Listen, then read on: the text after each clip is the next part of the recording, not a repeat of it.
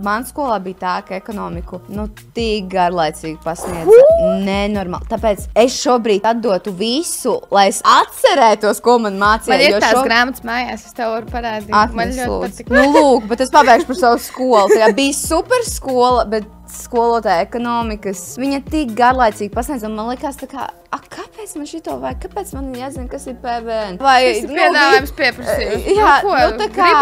Un tad, kad es sāku pieaugt un es sastapos ar kaut kādiem pirmajiem darba līgumiem. Ar tiem terminiem, ne? Jā, un man bija tāds tā kā, teti, kas ir šitais? Un mums to visu ekonomikas tajā stundā mācīja no 11. klases, mums tikai 2 gadus ekonomiku mācīja. Bet saku, tās stundas bija tik boring, man bija vēmiens pret ekonomiku, jo mums skolotāji vienkārši tā viņu pasniedza. Un, protams, tajā laikā, kurš zināja, ka man varbūt vajag pastiprinātāku uzmanību, jā, jo tajā laikā, baigas tur nepelnīju. Tad, kad tu sāc uz savas ādas izjust, tad tu arī sāc mācīties. Protams, tagad vairāk kaut ko sajēdzu, bet es varētu vairāk vēl sajēgt, es būtu mācījusies.